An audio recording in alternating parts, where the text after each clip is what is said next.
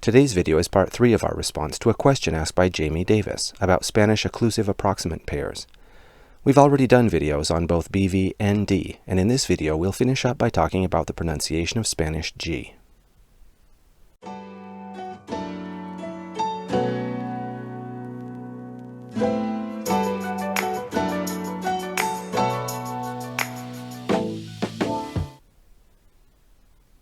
In this presentation, we're only going to be talking about the sound G makes when it appears before A, O, or U. When G appears before E or I, it represents a totally unrelated sound, and that's a topic for a different video. Just as with the previous two phonemes in this series, Spanish G has two pronunciations depending on where it appears in a word or phrase. If it appears at the beginning of an utterance or after an N, then it's pronounced as a velar obstruent. That means that the back of the tongue and the soft palate completely touch, briefly cutting off the airflow, much like the typical English G sound, only a bit softer and less explosive. Something important to understand is that when the letter N appears before the letter G, its point of articulation changes from the tip of the tongue to the back of the tongue. So N becomes ng when it precedes a G. One way to think of it is that the N affects the G, making it an occlusive, and the G affects the N, making it velar.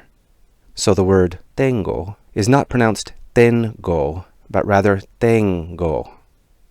Let's look at some sample words with the obstruent G, both with the G at the beginning of the utterance and after the letter N. Gato, ganas, goma, gota, grande, sangre, pongo, vengo, domingo. I hope you were able to hear that Spanish obstruent G is pronounced much like the typical English G sound, only a bit softer and less explosive. In all other positions within words and phrases, Spanish G is pronounced as a velar approximant. This means that the back of the tongue and the soft palate come close to one another without quite touching. Here are some example words with the Spanish velar approximant. Listen closely to how it's pronounced. Hago, lugar, fotografía, aguja, fogata, tigre, regla, juego. One very important principle for Spanish students to understand is that pronunciation rules apply across word boundaries. So the rule we mentioned earlier about G being pronounced as a velar occlusive at the beginning of an utterance does not mean at the beginning of a word, no matter where the word appears in a phrase. It only means at the beginning of an utterance, or when you begin speaking after a pause. Let me show you what I mean with some examples. In all of the following cases, the G is pronounced as an occlusive at the beginning of the utterance, but it's pronounced as an approximant when it's in the middle of the utterance, in other words, when some other word comes before it.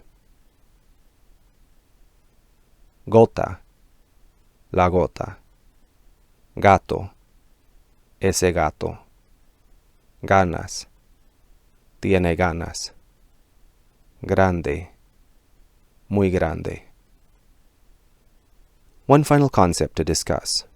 Most dialects of Spanish pronounce the G particularly softly when it appears before a diphthong starting with the letter U.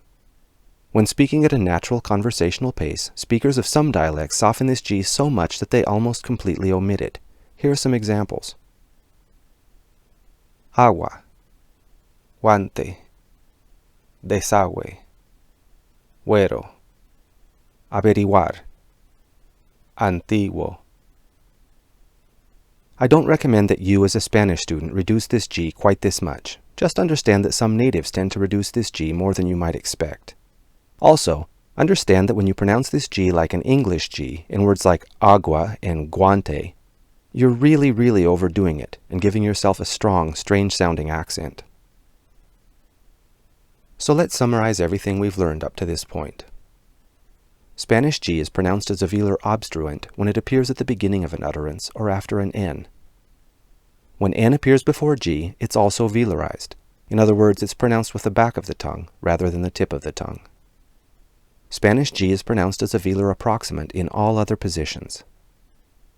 These rules apply not just within a given word, but also across word boundaries. Most dialects of Spanish reduce or even omit G when it appears before diphthongs starting with U. Alright, this has been our discussion of Spanish G. If you found this video interesting and useful, please give us a like, and be sure to subscribe so you don't miss out on our future videos.